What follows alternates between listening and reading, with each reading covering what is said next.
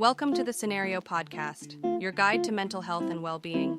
Each episode, we uncover practical tools, discuss expert insights, and explore how supplements can transform your mental health journey. Get ready to learn, grow, and thrive with us. Ever get that feeling? You know the one, right? Where, no matter how much you try to unwind, your mind just won't let up. Tossing and turning all night, your heart's racing, even though there's nothing to be scared of. And this constant nagging worry, it's like it's become the soundtrack to your life. Just this heavy unease that you can't seem to shake. It's tough, I hear you. And it's surprisingly common. It is, and that's why today we're diving into something that might offer a gentler approach. A way to kind of turn down the volume on that anxiety, natural supplements. I like that. Turning down the volume. Yeah, that's a great way to think about it. So we've been digging deep into the research, looking at what science has to say about all these natural remedies that people have been using for centuries. And we want to share what we found, give you the key info on what might actually work. Exactly. We're cutting through the noise. No jargon, no overwhelming science dumps. Right. Just straight talk about how to find a little more peace of mind naturally. Yeah. We're talking about things you might have heard of: herbs, vitamins, minerals, even some amino acids that can have a surprising impact on how you feel.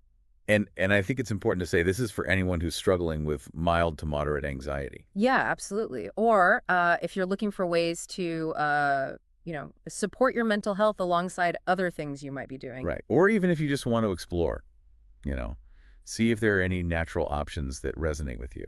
So where do we even begin with all this? Well, a good place to start might be with adaptogenic herbs. And one that's really getting a lot of attention is ashwagandha. Ashwagandha. Okay, yeah, I've definitely seen that one around. What's the deal with it? Well, it's this powerful herb that's been used in Ayurvedic medicine for centuries. Ayurvedic medicine. Yeah, it's this ancient Indian system of healing. And adaptogens are a special class of herbs within it.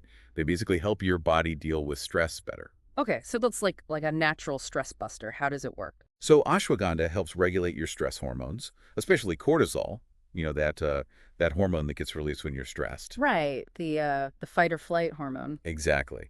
And when you're anxious, your cortisol levels can get really high, and ashwagandha helps bring them back down. So it's helping your body chill out. That makes sense. So it's not just, some old wives' tale. There's actually science behind it. Oh, yeah, totally. Yeah. There have been a bunch of clinical studies on ashwagandha, and they show that it can actually reduce anxiety and improve stress resilience. Okay, cool. So if someone's thinking about trying it, how much should they take? The usual dose is somewhere between 300 and 600 milligrams a day. And you can just get it in a capsule or something. Yeah, capsules, powder. You can find it in all sorts of forms. And you just take it every day. Yeah. The key is consistency. Usually it takes like 4 to 6 weeks to really start seeing the benefits. Gotcha. So consistent use over time. All right. Well, moving on from herbs, let's talk about amino acids. Okay. There's one in particular that I keep hearing about, L-theanine. What's the story there? Oh, L-theanine is great. It's this amino acid that's found in green tea. And it has this amazing ability to promote relaxation. Really? Yeah. But the best part is it doesn't make you drowsy. Like, some calming things can just knock you right out. Yeah. But with L-theanine, you stay alert. That sounds perfect. Relaxation without the sleepiness. How does it do that? Well, it seems to affect your brain waves. Studies have shown that it can boost alpha brain waves, which are associated with a state of calm alertness. It's like when you're meditating. Oh, interesting. And another cool thing is that it can also counteract some of the jitters you get from caffeine. Really? Yeah. So if you love your coffee, but it sometimes makes you feel a little wired, L-theanine can help smooth that out. That's a good tip. So if someone wants to try it, how much should they take? Usually around 100 to 200 milligrams. Yeah. And you can take it as needed. So like if you have a big presentation coming up or if you're just feeling stressed out in general. Okay, I like that. You can take it on the fly. Now, let's talk about something I think everyone's heard of, magnesium. Why is it so important for anxiety? Magnesium is, it's like a superstar mineral. It's involved in so many processes in your body. How many are we talking? Over 300. Seriously. Wow. That's a lot. Yeah. But the thing is, a lot of people are deficient in magnesium. Why is that? Our modern diet, processed foods and all that. They just don't have a lot of magnesium. Okay. So how does magnesium help with anxiety specifically? Well, it plays a key role in supporting certain neurotransmitters in your brain that help you manage stress and anxiety. Like what? GABA and serotonin are two big ones. Magnesium helps them work properly. Right, we've heard about those before. And magnesium also helps your muscles relax. You know how you tense up when you're anxious? Magnesium can help with that. And it can also improve your sleep. So it's like an all-around chill pill. Pretty much. And studies have shown that low magnesium levels are linked to increased anxiety and even mood disorders. Interesting. So if someone wants to try magnesium, what should they look for? There are a few different types, but magnesium glycinate and magnesium citrate are usually the best absorbed. Okay. And how much should you take? Usually around 200 to 400 milligrams a day. Got it. Now, we've mentioned GABA a few times. Can you take it as a supplement? Yeah, definitely. GABA is naturally produced in your brain. It's a neurotransmitter that calms things down. Like a natural tranquilizer? Kind of. It helps to slow down overactive brain activity. So if your mind is racing, GABA can help quiet those thoughts. And how does taking it as a supplement work? It's basically like giving your brain a little extra GABA. Oh, okay. And how much would you typically take? The dose can vary a lot, from 100 to 750 milligrams a day. It depends on the person and what they need. Wow, that's a big range. Yeah. It's often recommended to take it in the evening or before a stressful event. Makes sense. All right, well, let's switch gears and talk about some more traditional herbal remedies. I know valerian root is a popular one for sleep and anxiety. What's the deal with that? Valerian root is, it's been used for a long time to help people sleep and relax. How does it work? It acts as a mild sedative. Mm. And like some of the other things we talked about, it seems to increase GABA activity in the brain. So similar to the GABA supplement, but in a plant form. Exactly. And is there any research to back it up? Yeah, there have been studies showing that it can improve sleep quality, and it might also reduce anxiety, especially for people who have insomnia. Interesting. And how do you use it? Usually take about 400 to 900 milligrams, about half an hour before bed. Okay, so it's more of a nighttime thing. Now, another one I've heard about is 5-HTP. What is that, and how does it affect mood and anxiety? So 5-HTP, or 5-hydroxytryptophan, is a compound that your body converts into serotonin. Serotonin, isn't that the happy hormone? It's one of them, yeah. It plays a big role in regulating your mood. Right, right. And by taking 5-HTP, you're basically giving your body more of the building blocks it needs to make serotonin. So it's like a serotonin booster? Exactly. Interesting. And does it actually work? It seems to. Studies have shown that it can help with anxiety and even mild to moderate depression. Wow, that's pretty impressive. So how much should you take? The usual dose is between 50 and 300 milligrams a day. And just take it anytime? It's best to take it with food. It can cause a bit of nausea on an empty stomach. Okay, good to know. Are there any other precautions? Yeah, it's really important to talk to your doctor if you're taking antidepressants.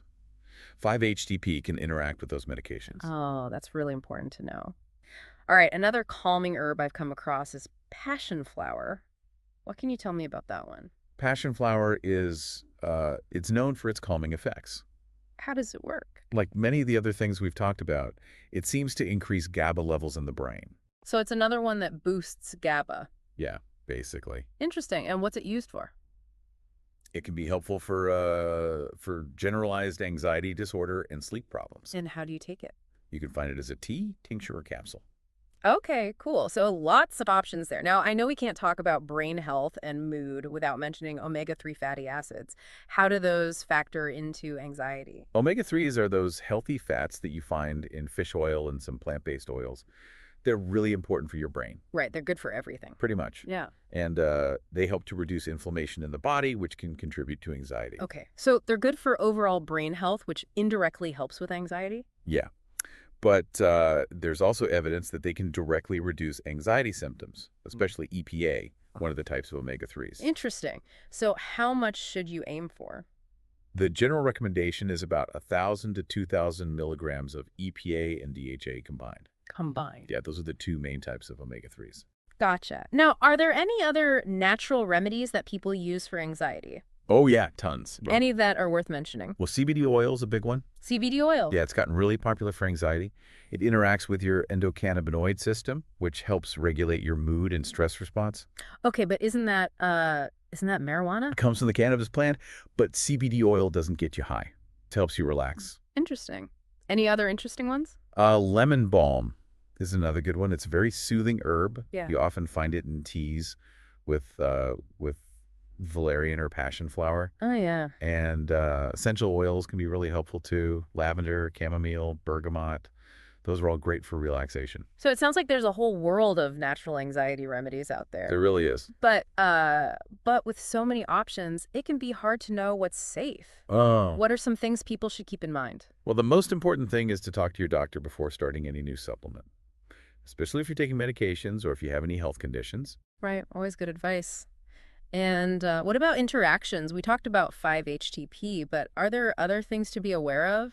Yeah, some herbs can interact with medications. For example, valerian root can interact with sleep aids. Makes sense. And CBD oil can affect how your body processes certain drugs. So it's definitely best to talk to your doctor first. Good point.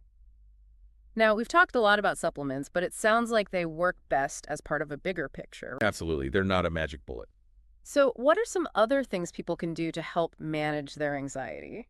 Well, therapy is always a great option, especially cognitive behavioral therapy, or CBT. CBT. Yeah. It helps you identify and change negative thought patterns. Okay. And exercise is really important, too. It helps your body produce those feel-good chemicals. You mean endorphins? Yeah, endorphin. It helps to lower those stress hormones. So even just a little bit of exercise can make a difference? Absolutely. What else? Journaling can be really helpful, just getting your thoughts and feelings out on paper. Yeah, that can be therapeutic. And breathing techniques and mindfulness meditation are amazing for calming your nervous system. Like deep breathing. Yeah, deep breathing, box breathing, meditation, anything that helps you slow down and focus on the present moment. Okay, so it sounds like a holistic approach is best. Taking care of your mind and body and maybe incorporating some supplements as well. Exactly. Now, I know people have lots of questions about all this, like, is it safe to take these supplements long term? Most of them are considered safe for long-term use at the recommended doses, but it's always best to check with your doctor first. Especially if you have other health issues. Yeah, exactly. And what about how long it takes to see results? That really depends on the supplement.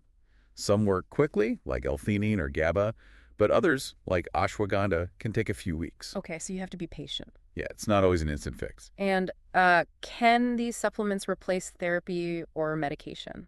They can be a helpful addition, but they're not usually a replacement. They work best when combined with other strategies. Makes sense. And what about taking multiple supplements at once? Is that okay?